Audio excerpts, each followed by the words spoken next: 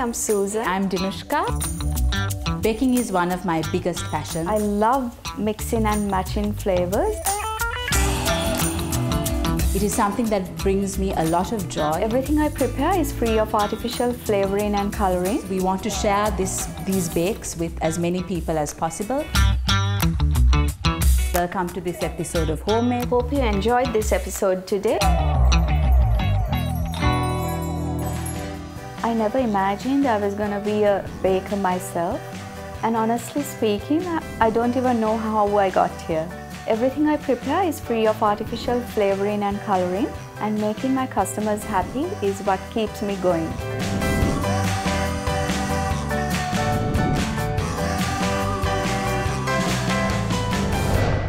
Hi, I'm Susan. On this episode of Homemade, I'll be showing you how to make a raspberry and white chocolate brownie and also a Kit Kat brownie.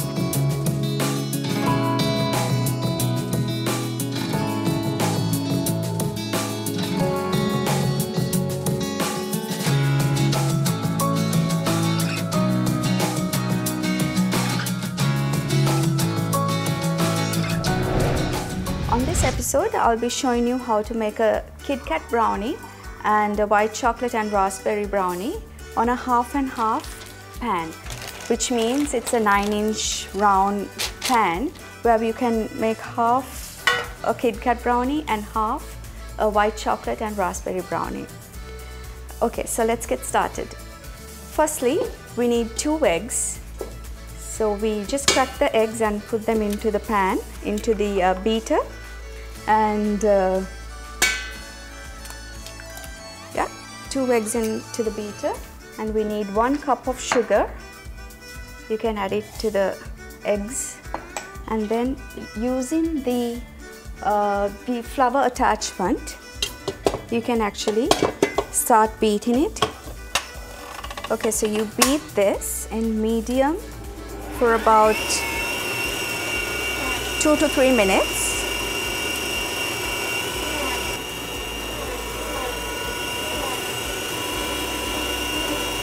Once it's incorporated, you add the half a cup of butter to it while it's beating.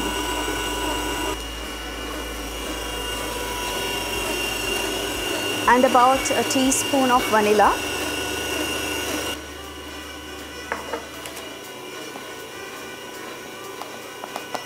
And you off the beater and add half a cup of cocoa,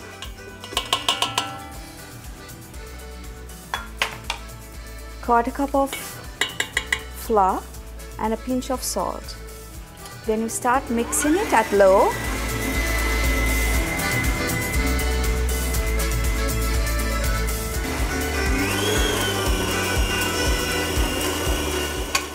Halfway through, you just need to scrape the edges of it, otherwise you'll see flour stuck around it. So you scrape it off and start mixing it again.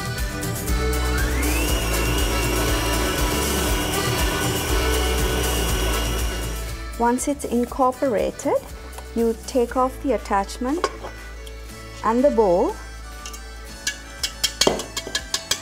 and you pour the mix into the cake pan.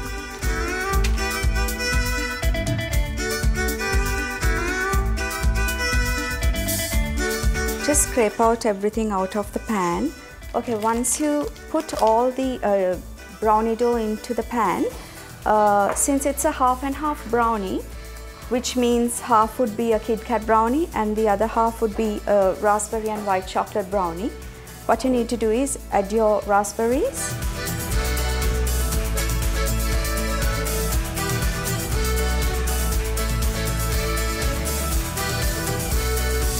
This is actually 100 grams, 150 grams actually of raspberries, frozen raspberries.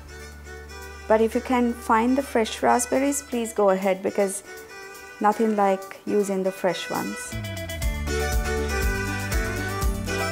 Then we go to the white chocolate and add the white chocolate as well.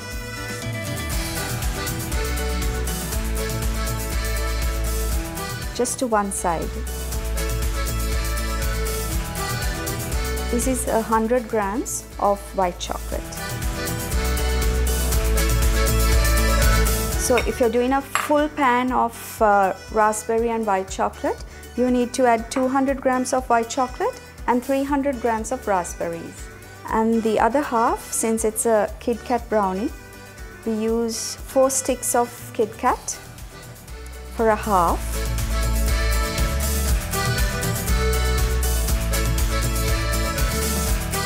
And you just break it and put it on top.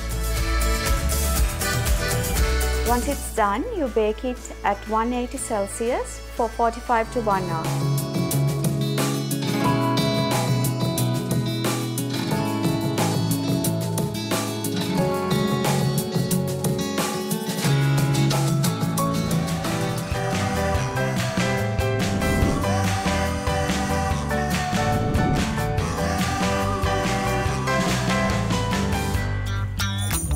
Hi, I'm Susan. I'm Dinushka. Baking is one of my biggest passions. I love mixing and matching flavors.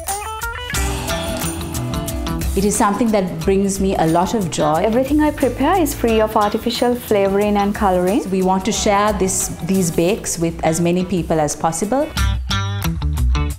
Welcome to this episode of Homemade. Hope you enjoyed this episode today.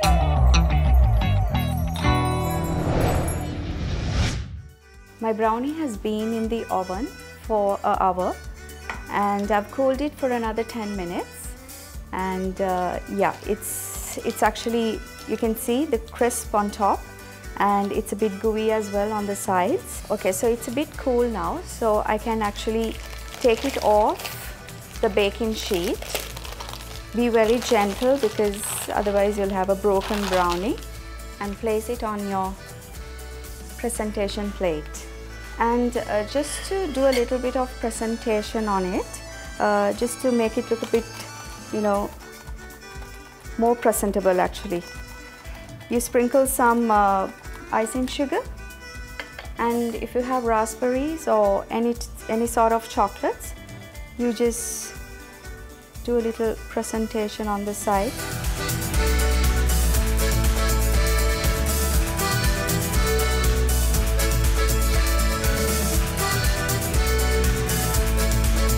Or you can actually add anything you want. And let's dig in.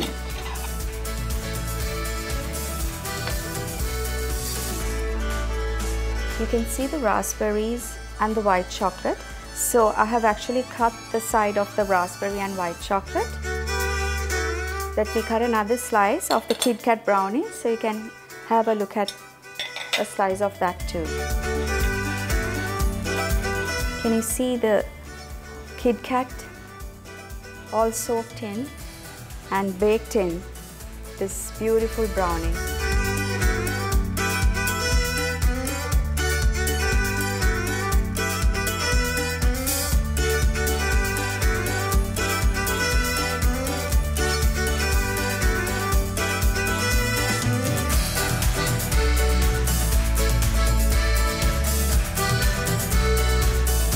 Okay, so we're done with the brownie, and guys, this is one way to make a brownie without melted chocolate. So you can use your cocoa powder and make a beautiful brownie like this. You can do a half and a half, or you can actually do a full brownie itself. I'm Susan, signing off for Homemade. See you guys. Baking is something I was introduced to from a very small age. My sister and I used to bake with our mother and our grandmother. And it was something that we did as kind of an activity to keep us occupied as children. So we used to bake cookies with our grandmother and also help Ammi when she was baking cakes and eat most of the batter most of the time. So that was something that we were introduced to, as I said before, from a very early age, and it's something that we loved from a very early age, and something which has now grown into one of my biggest passions, and also it's something I do with my sister as well. So together it is one of our biggest passions.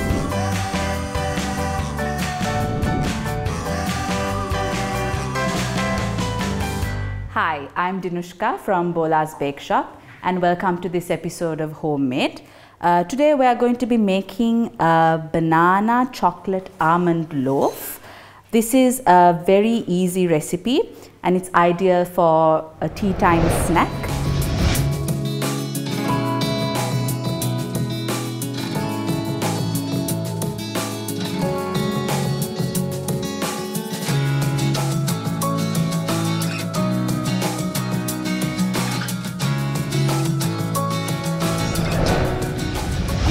So firstly, we need to have some melted butter. So that's 125 grams of the melted butter.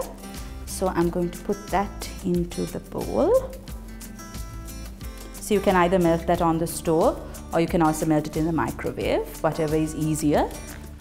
And you need to add 150 grams of white sugar to that. So I'm going to use this whisk to mix it. Just give it a light mix, the butter and the sugar. Thereafter, I'm going to add 2 eggs into this. So the 2 eggs go in there, and I'm going to use the hand mixer to beat the eggs into the butter and sugar mix.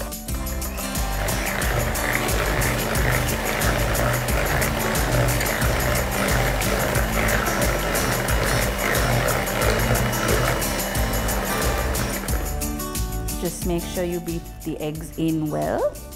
Thereafter, we're going to add the dry ingredients. So there's 175 grams of plain flour here. So I'm just going to add that in. Just make sure you get everything in there. And there's 2 teaspoons of baking powder and a half teaspoon of baking soda. Just add that in as well. And I'm going to use my whisk again and just slowly whisk that in.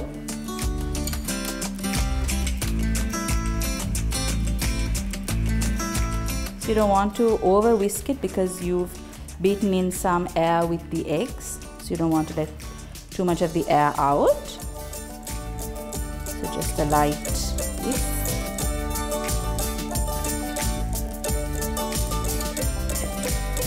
Mix that in.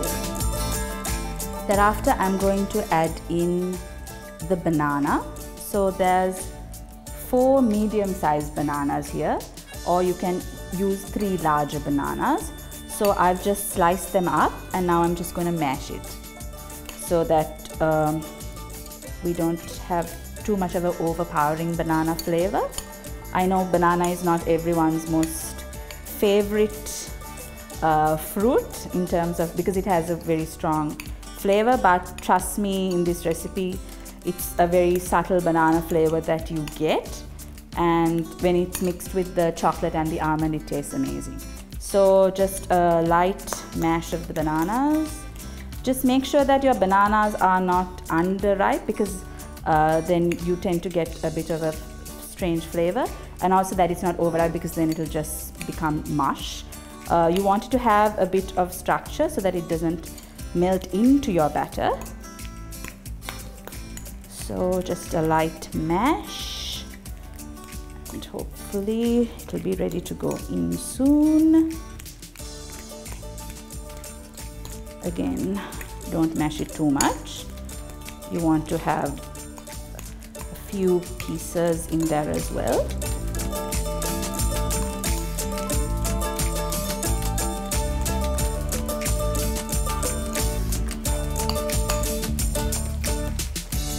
And I think that's about ready to go in. So I'm just going to add that into my flour and butter mix. Again, I'll be just using the whisk and not the beater because I don't want to overbeat it. So just going to use this spatula to add that in there. And again, just whisk it in slightly.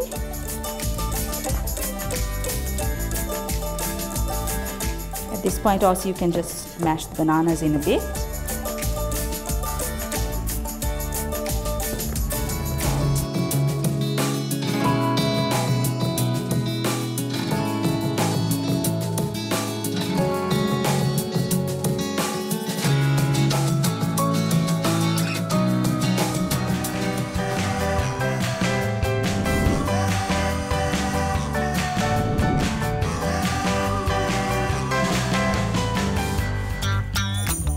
Hi, I'm Susan. I'm Dinushka. Baking is one of my biggest passions. I love mixing and matching flavors. It is something that brings me a lot of joy. Everything I prepare is free of artificial flavoring and coloring. We want to share these bakes with as many people as possible. Welcome to this episode of Homemade. Hope you enjoyed this episode today. I am going to take my chocolate, so that's 75 grams of dark chocolate. Again, you can either use milk chocolate or white chocolate depending on your preference. I like to use dark chocolate because it just helps to cut off the sugar a bit. So the chocolate has been chopped into small sort of shards or chips. So you mix the chocolate in. And then I'm going to add the almonds. So that's about 40 grams of almonds. So I usually get the whole almond and then I blitz it in the food processor, or you can just hand cut them as well. You can also use almond flakes if you like, but I like the chunkiness of the whole almond better. So I'm just going to add that in. You can also substitute the almond with whatever nut you like. So you can use either cashew nuts or hazelnuts, walnuts or pecans, whatever you prefer. And again, just gonna mix that in. And finally, I'm going to add about a teaspoon of vanilla essence. So that's about a teaspoon of vanilla. And again, make sure you give it a good mix.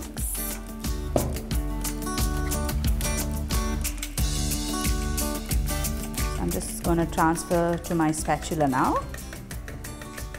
So just shake off all the batter from the whisk and set it aside. And I'm going to transfer to the spatula and just make sure I get all the batter.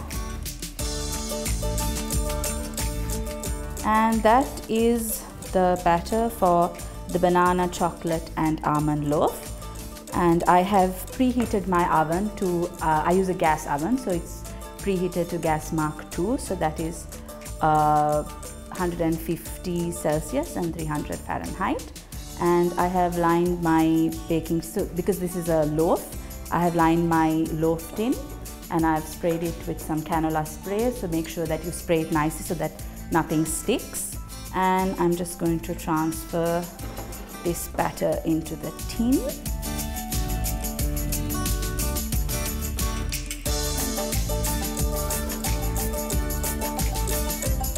Make sure you scrape it all out.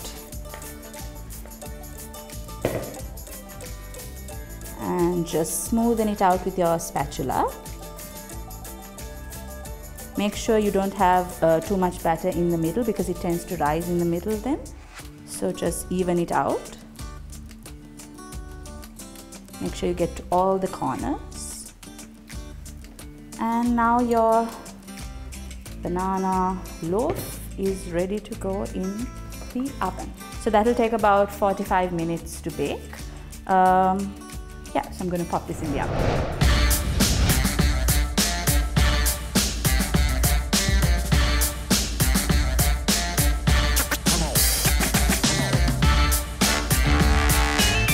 So the banana bread is now out of the oven. I have turned it out onto this plate. I'm just going to add some flaked almonds on top for extra texture. So that took about 45 minutes to an hour in the oven. So just add that on top and try not to spill. So I'm just going to cut a piece from the corner here. So you can see how soft that is.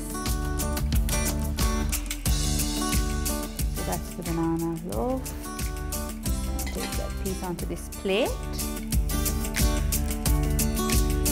So it's fresh out of the oven, it's hot, and that's the best way to serve it. I'm just going to cut off a small piece. So what's nice about this bread is the bread texture is really soft. Then you get the crunch from the nuts and the chocolate as well. And as you can see, the banana has melted into the batter, so you don't get like big chunks. And I'm just going to try this. Yeah, that's good. So that's the banana almond chocolate loaf. And hope to see you next time.